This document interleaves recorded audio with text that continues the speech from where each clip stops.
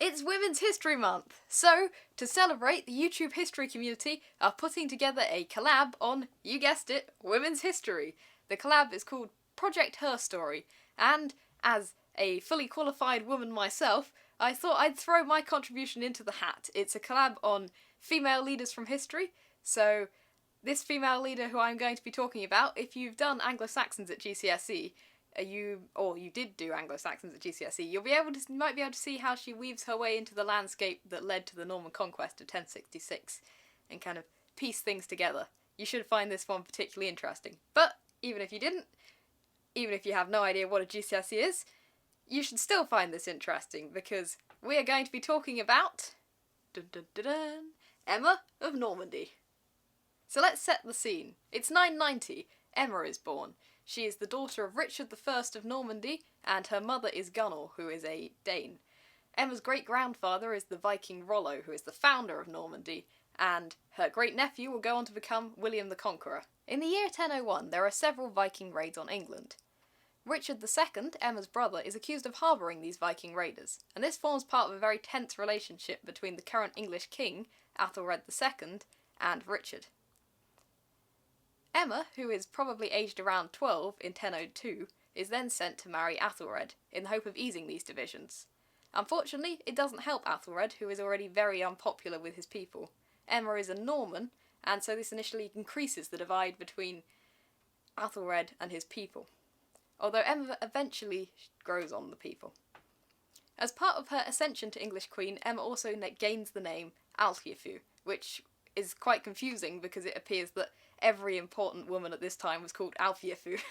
There are at least two other Alfhifus you're going to come across in this video, so just bear that in mind when I just start talking about Alfhifu and Alfhifu. Emma throws herself into life at Athelred's court, taking part in the day-to-day proceedings, and being an important part of his court.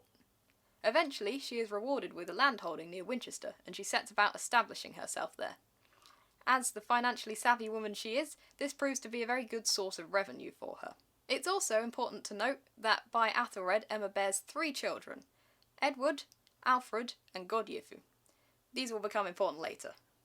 Athelred keeps being a useless king, and in his efforts to sort out his Viking problem, in 1002, on a day now known as the St. Brice's Day Massacre, he attempts to eradicate all Danes from England. Unsurprisingly, this further angers the Vikings. Between 1009 and 1012, there are more serious Viking invasions, including invasion from King Sweyn the Forkbeard of Denmark. And by 1011, the Vikings have overrun much of southern Britain. Emma flees to Normandy and back into the protection of her dad. In 1014, Sweyn the Forkbeard dies, and Athelred and Emma return. The following year, Sweyn's son, Canute, invades England. And a year after that, in 1016, Athelred himself dies. Edmund Ironside, who is Athelred's oldest son and a battle-hardened man, fights with Canute, eventually striking a deal with him that splits the country in 2. However, that same year, Edmund dies, meaning that Canute is able to take the whole of England. Canute, attempting to reinforce his position, in 1017, marries Emma, ignoring his previous pagan marriage to Alfhifu of Northampton. Like I said, there are lots of Alfhifus. She's a different Alfhifu. The marriage between Emma and Canute appears by all accounts to have been a happy one. The pair develop a very close working relationship, and Emma becomes a very close advisor to Canute. On many occasions, she is even left to rule over England herself, as Canute has to tend to his North Sea Empire. Emma is also very important in easing the difficult relationship between the church and Canute. Canute had destroyed a lot of church property during his initial raids. However, Emma's reign comes under threat when, in 1035, Canute dies. Canute has 2 sons, both of whom want a shot at the throne.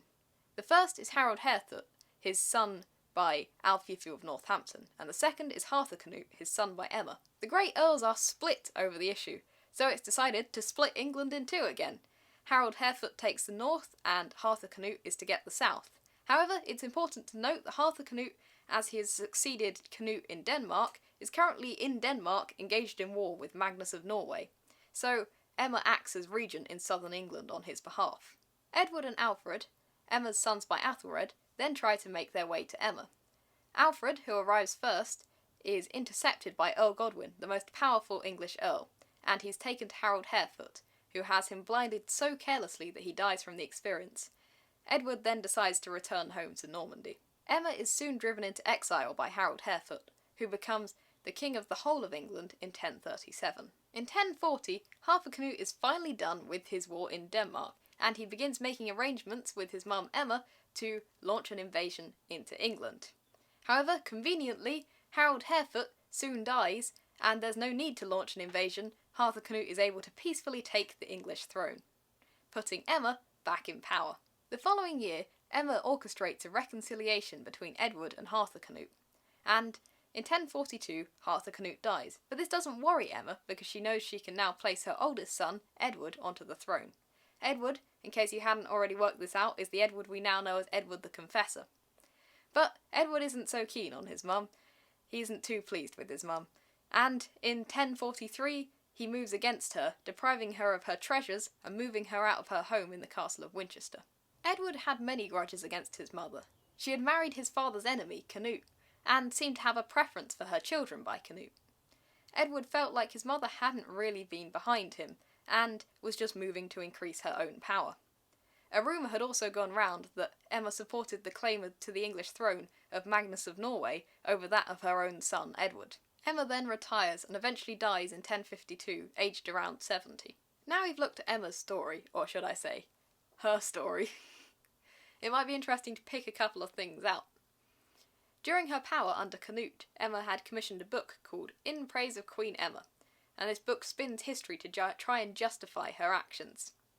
And this gives us a nice little insight into one of her political strategies, and shows how savvy she was. All this goes to show how, against the odds, Emma was not a woman of no consequence. Her ability to make tough decisions and hold her own against those around her contributed significantly to the political landscape that brought about the Norman Conquest of 1066. And I think a nice way to end might be on this quote that I found during my research.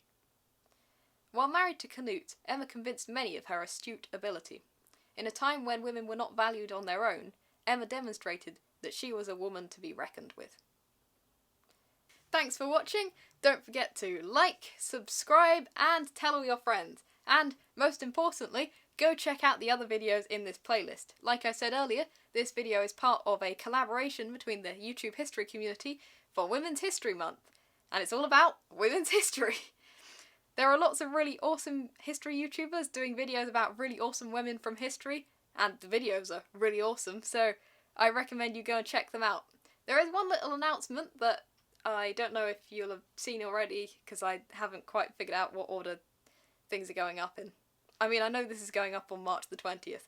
But yeah, my announcement is that I now have a Patreon, so if you want to go and check that out, that would be really awesome, like the collab and the videos, because everything's really awesome today.